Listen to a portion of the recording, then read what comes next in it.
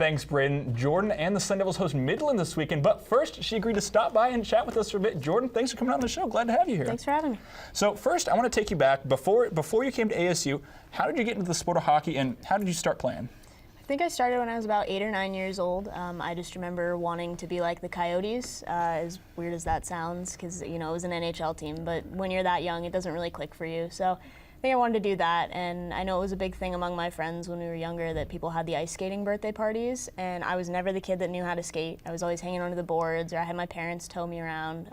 So thanks for that, Mom and Dad. But I got into pre-hockey, and everyone else went to figure skating, and it kind of took off from there. And I played 1 year as a right wing. I was a terrible forward. I think I had 1 assist and 2 penalty minutes in my career. It wasn't even my penalty. I got called for someone else's tripping. I remember this. And then a year later, I switched to goalie, and about 10 years later, I haven't really looked back. Okay, so you started at the youth level. Now you're here at ASU.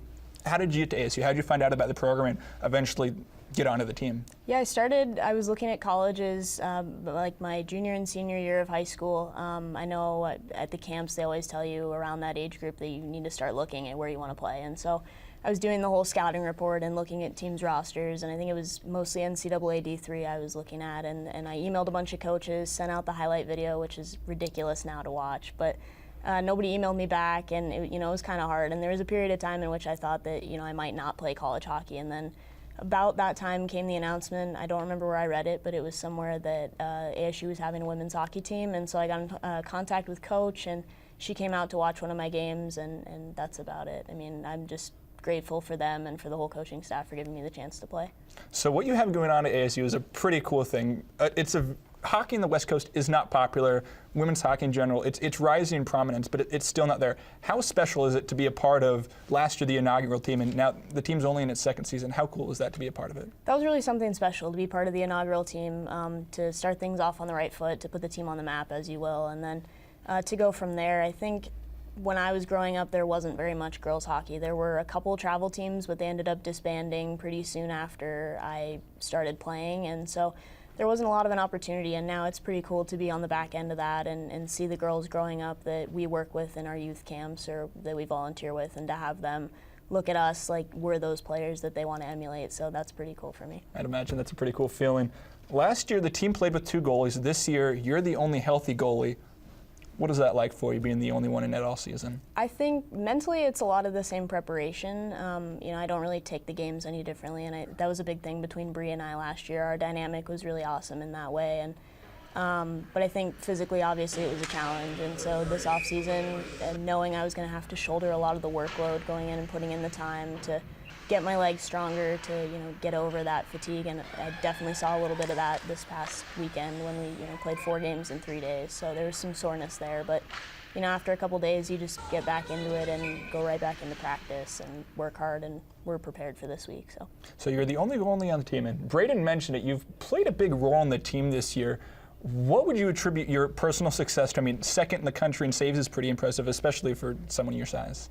Last year, there was a little bit of a period of time in which I was, for lack of a better word, soul-searching to figure out what was going wrong, because I went into practice, the week of a game, and felt great, was stopping the puck, was seeing it, and then it just wasn't translating. So I think I sat back for a while. It seemed like it was the series when we went to Minnesota. We played them, we played Wisconsin, and just started to figure things out mentally. Going into that game where I had to tell myself that I had the confidence, and after a couple games you really start to settle into it. And having that experience and having the preparation to go into those games and just sort of reinforcing the fact that I had the tools to go and be successful, and it seemed like that really turned things around. So trying to carry that forward into this year, because physically the tools are there, you just have to know how to use them. Sure, and one of the biggest differences if you look at last year to this year, not only do you really look like a different team on the ice, but your schedule is the polar opposite essentially. You started the first 6 games at home, and 7 of the last 12 games are at home.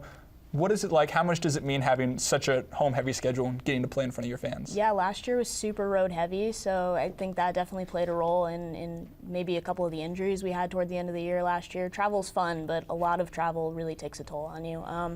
So this year it's been great, especially because a lot of the girls have family and friends here locally that come out to watch the games, and having that support is something really awesome. Even the game that we played against GCU, when you had some of the fans of the other team, just to hear that going back and forth was something really pretty cool. So that kind of gives everybody a little bit of an edge. One of the trade-offs, though, when it comes to playing so many games at home, you share the rink at Oceanside with 3 other teams at ASU, one of them being the NCAA team. So you've had to play some late games, some games starting even at 11 o'clock at night. Andrew Bell and I coined the term ACH After Dark. Yep.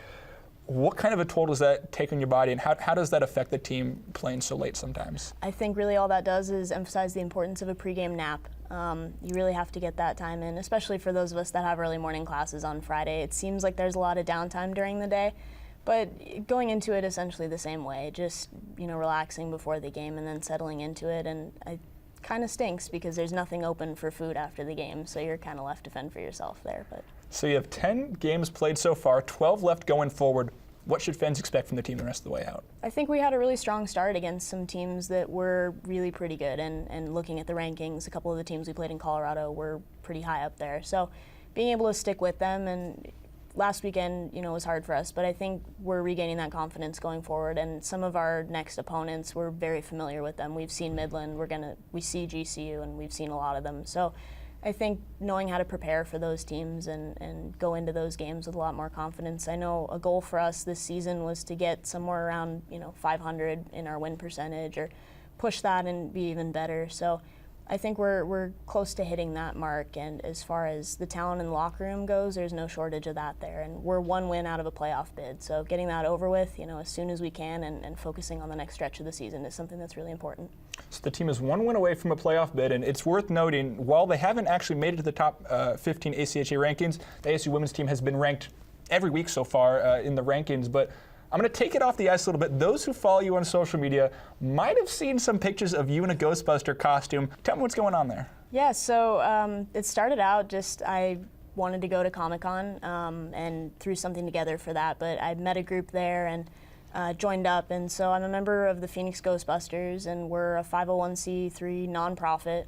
So essentially we just go out in the community, we volunteer our time, our presence, full uniform or whatever they need from us, just to come out and raise awareness or raise money for different charity organizations in the Valley. And we just wrapped up this weekend at Fan Fest, but we've worked with a lot with Kids Need to Read, or we did Hope Walk a couple months ago, things for the MS Foundation, just great causes. So I get to be a giant nerd, but I get to be a giant nerd for a good cause. So always a good time. Now, before I let you go, we have to talk gear. Your mask is pretty recognizable, very noticeable. It has the flames all over it, and then the ASU with the chin. And then this weekend for the military game, you have a special little military helmet that you got. What goes into the design of a helmet for you? So I got my main mask, which is the one with the flames on it. That one was painted by Baker Boys in Edmonton, and it was kind of set up through an acquaintance of my dad's through work that he knew the painter, and so we sent it off, just the raw shell essentially. And the funny thing is, I had no idea what was going to be on the mask when I got it back. I didn't have any input into that whatsoever. We sort of gave them full creative liberty on it, which made me a little bit nervous.